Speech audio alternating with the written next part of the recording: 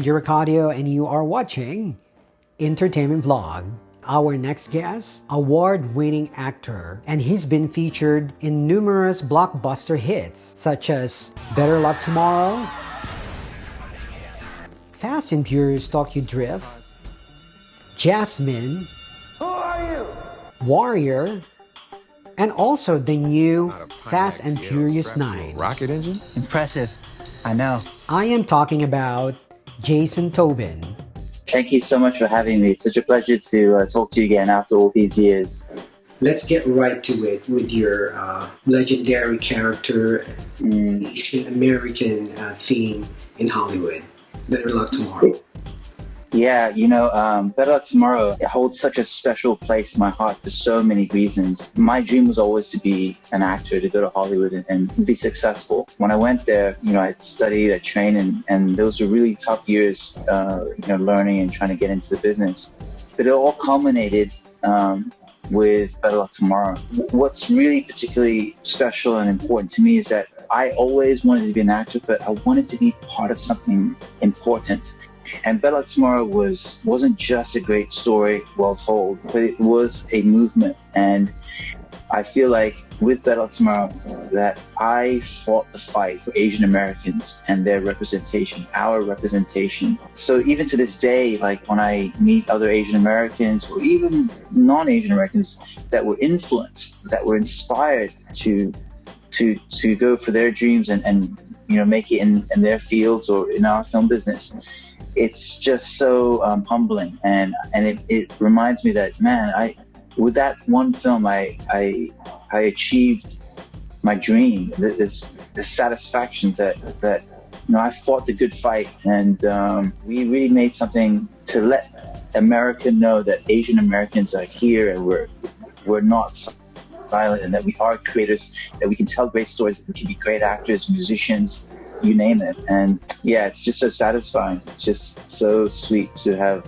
played a part in that fight. Well said, Jason. Now let's go with your award-winning character with Jasmine. I really love that thriller, psycho character that you have. Yeah. Who are your influences, rather? You know, there have been so many wonderful actors and wonderful performances that have really inspired me as an actor. Jasmine was this personal film that I made in Hong Kong after I'd spent years pursuing a career in Hollywood and having spent time in the UK and working in London and making TV shows and films there too. At that point, I thought in my life that I wanted to go back to Hong Kong and make a film that kind of was set within my subculture in Hong Kong, which is these, you know, half English speaking, half Chinese speaking communities. And I wanted to tell a unique story. To answer your question about who really inspired me, I feel like in many ways, like as an actor, everything I learned and all the influence that I had culminated into this character. But the key difference was I felt like in a way I was channeling my own father. And I mean that in the sense that Jasmine was the first role that I played where I was an adult who was married, who worked, who wore a suit.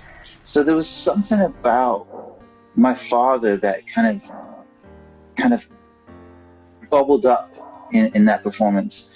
And actually, even, you know, when we look at the name of the character, his name is Leonard To. My father's middle name is Leonard, and To, you know, is like the Chinese version of my English name, which is Tobin, right? So there was, even within the writing of it, I was already starting to like understand that this was a different part of my personality, because prior to that movie, I played young men, young guys. When we made Jasmine and people would ask us what it was about, we would say, oh, it's kind of like a Wong Kar-wai movie meets Alfred Hitchcock. But then recently, last year, when I watched The Joker with Joaquin Phoenix, I was completely blown away by how similar The Joker and our film. You can absolutely tell how we're influenced by the same movies, the same performances, and in so many ways that there is just it's uncanny how many shots are so similar, moments are so similar.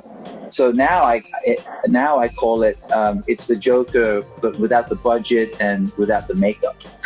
I know you very good job in Jasmine movie. Thank you. Won many awards in different films. Yeah. Let's go a little forward now with your career. I saw some of your videos, extensively training, channeling Bruce Lee. Of course, you have to make it your own. How did you prepare for that? Emotionally, physically? Yeah. Mentally? The TV show, it's called Warrior. It's on Cinemax, an HBO original series. It's based on the writings of Bruce Lee. And I play Young Jun. And Young Jun is this charismatic, larger than life, at once sociopathic, but on the other hand, completely loyal and heartbreakingly so, gangster who lives in San Francisco in the 1870s. And this is obviously a very tumultuous time, dangerous times. When I got the role, obviously I was ecstatic, but there was also this realization that I had this responsibility to Bruce's legacy. And while I was at once maybe nervous about that idea, I was also very calm about it, because I felt like my whole life, my whole career has been directed towards this role, to this moment in time. It was the right role at the right time in my life. So I just used everything that I had. And for me, it was really, I speak a lot about this. For me, what the real philosophy of Bruce Lee that really resonated with me, that I live by absolutely 100% as an actor, is that to honestly express yourself, to be you. You're not copying, you're just you, you use yourself, and if ever I was nervous, I always gravitated to that principle. And the other thing is, it's such a well-written character that all I had to do was just enjoy myself, have fun with it, live Bruce Lee's philosophy through this role. And for me, like you mentioned, like the training, it was such a gift, because in my life prior to Warrior, although I was a very still a keen martial artist and stuff, it had moved down my list of priorities. I was a dad, I was doing other stuff and focused on other businesses, and to get Warrior and be given this opportunity to train in martial arts again and get back into it was just such a beautiful, sweet gift. And so I thank Bruce Lee for that. Speaking of being a dad, what you've been doing, give us a little tips during the quarantine.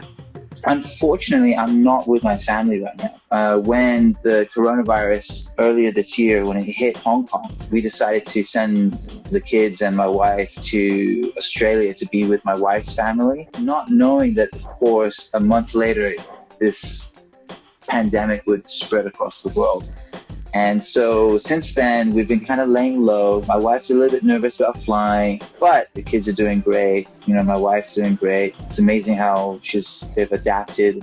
I've been here in Hong Kong. I came back from LA. I was supposed to be working on a film there and taking meetings. And then while I was there, everything got canceled. I think my biggest advice, and this is advice directed towards me. And that is trying to find a schedule. Trying to stick to a routine. I'm one of those people that, when my routine gets thrown off, it really gets thrown off, And staying in touch with people. It's easy to feel isolated, and I think we have this technology. Let's use it for the good that it can provide. I've actually been talking to a lot of friends that I haven't talked to in a long time, because now we'll make time to Zoom meet and stuff like that. But yeah, for me, getting a routine, and exercise, because exercise just really elevates my mood. So that's probably my number one advice to anyone we're all going through it right now. Right? And now you said that you're going to be in this upcoming Fast and Furious. Yes. Talk about that, a glimpse of your character, and have you finished shooting already? Sure. So I am in the new upcoming Fast and Furious 9. Wow. Yeah, Chapter 9. I know it's amazing. What a franchise, right? It's incredible. So I was very fortunate enough to be in the Fast and the Furious Tokyo Drift, which came out in 2006. And then I'd worked with Justin a few times by then, you know, to Better Luck Tomorrow, Fast and Furious. We did obviously a couple other projects. But when I did Tokyo Drift, you know, back in 2005, I really did not expect to be back in the franchise. I didn't think that my character was that kind of character that would come back. So I was very, very pleasantly surprised that 14 years later, when I wrapped Warrior Season 2, that Justin then sent me an email. He says, hey, I'm trying to get you back into the Fast and Furious franchise. So, you know, stay tuned. And I was like, whoa, okay, that's a lovely surprise. You know, fortunately, he brought me back, and I spent a few weeks in London towards the end of 2019. You know, when you work on a project like that, it's very hush-hush and secretive, and they don't want any leaks. I couldn't even tell people what I was working on. They're like, what are you doing? I'm in London. Yeah. Oh, what did you do? Oh, nothing. You know, I couldn't really talk about it. I mean, if you're like one of the main big stars, you know, Vin can talk about it. But me, I'm not allowed to talk about it, so I didn't talk about it. And then I woke up one morning and was drinking my coffee, and I'm like, whoa, my phone and my social media was blowing up. And I was like, oh, today was the Fast and Furious trailer. It was the day that it came out. So, of course, I instantly Googled it. And I watched the trailer, and there I was. I was like, okay, so I guess it's not a secret now. Now I can at least talk about it to the extent that, you know, I'm in the trailer. It was really cool because Tokyo Drift was a really, you know, fun project. It was a great experience. But I didn't think that I personally, as an actor, had the kind of impact in that film that I had maybe in other films, such as Better Luck Tomorrow or Warrior. These characters are they're big and they're memorable, and my character in Tokyo Drift, he's cool, and I felt like I did some good work, but he was more low key and more, you know, just endearing in a different kind of way. So I was very, very like pleasantly surprised, maybe very happy to see that so many Fast and Furious fans do remember me. They started quoting my dialogue. There was people that are happy that I'm back. And I was like, wow, I didn't fully appreciate how impactful that film had been. Even though I knew, of course, it was a huge hit. It was really touching to know that I was part of it, and to feel so welcomed and to be... to be back part of the family was amazing. With your journey as an actor, what can you give as an advice to those who are beginners in acting? I know it's tough in the industry, especially if you're in a minority. Talk about it. You know, over the years, many people have asked me for advice, and I've spoken at various events about stuff. Someone will contact me through a friend or whatever, get my contact, and I'll go and sit down with them and talk to them over coffee and stuff. I don't have the magic answer that you're looking for. I don't have this, hey, do this and boom, it's gonna happen. Because each actor has their own journey, and there's craft, and there's art, and there's business, and there's a bit of luck, but mostly, I think the best advice I can give you is to love acting. Do you love acting? Do you want to learn it? Do you want to get better at it? Do you enjoy it? This is where the satisfaction comes from. If you're trying to be successful without enjoying it, then I would say that your priorities are a little bit askew, because your career is going to go up, it's going to go down, it might be down for a long time, it might be back up again, but the thing that can carry you through all that is the art itself, to enjoy acting, to enjoy learning it. Because if you lose that love, then you don't have much left in the tank to get you going, to get you through any dark period. Try and learn from the best people, and be diligent and stay dedicated, because My philosophy, and there are maybe other actors and people that disagree, but my philosophy had always been, whether I was working or not working, whether someone would hire me or not hire me, I would always just keep working on becoming a better actor, because I use a very simple equation, which is the better I am at what I do, then they cannot deny me. They cannot ignore me if I just become the best actor that I can be. Every actor has their own journey, but love what you do. Love what you do first. Hopefully that success will come. It's not going to happen immediately. It's going to happen because you put your time in. To get good at anything in life takes time. So be patient, but be diligent and be consistent. That's well said, Jason. That's amazing. Thank you. Now let's go with the fun part. 3 things about you that your fans doesn't know. Oh, three things that my fans don't know. Okay. Oh, that's a good one. I have a tattoo. I got a tattoo when I was a teenager, and I didn't want my parents to see it. And I had like other friends that were getting into tattoos and stuff. And I used to swim as a kid, right? So I was like, I better get one where they can't see it. So when you have a tattoo, actors that have tattoos, have to deal with this all the time. But you have to have your tattoos covered up. So, it's really embarrassing during season 1 of Warrior, where I'm like, I've got a tattoo on my butt. And so then my makeup artist had to cover it up and make sure powder it. And it's like, I always apologize to them. So that's definitely, I think, one thing that fans won't know about it. Did you want 3, right? Okay, maybe something that people don't know about me is that although I love acting and performing in front of the camera, I'm actually, one of my deepest passions and loves is photography. I had a private Instagram account that was just of my photography and just of my kids and of my wife. And this is one of my all-time favorite things to do. I find myself being able to express myself artistically, but in a completely different way than a performer. Right? Like, a performer, it's all about, obviously, but to be behind the camera gives me a lot of deep joy, and I'm a keen photographer, and I think I'll probably start putting up more of my photography online too.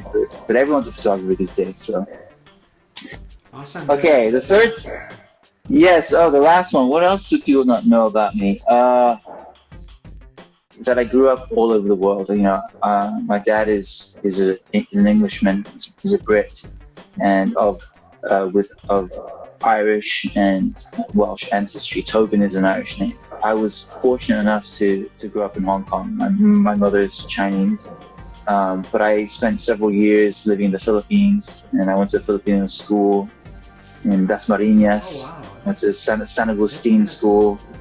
Yeah, and then I spent a few years in boarding school in England. So I got that experience. And then I finished my high school education in Hong Kong, and then I went to college in the States. And so I really feel like I'm, in many ways, a bird between 2 trees. And I really think that this has helped me as an actor, to learn new languages, to communicate with people in different languages and different cultures. I really feel that has been one of the most important aspects of my training as an actor. As a result, like, for example, I learned to speak Tagalog when I was a kid, but I lost it subsequently when I left the Philippines. But the one thing that always kind of kept me, learning Tagalog and living in the Philippines kind of opened up my desire to learn other languages, and Spanish was a language that I wanted to learn. So I ended up learning Spanish for a year when I was living in Argentina. Many, many years ago. And then last year I did a movie in Mexico where, as an actor, I had to speak throughout the film in Spanish. And it was just another way to challenge myself. And it was an amazing experience. That might be one thing that audiences and fans may not know about. That's amazing, really interesting. Yeah. So one last thing, what is your favorite Filipino food?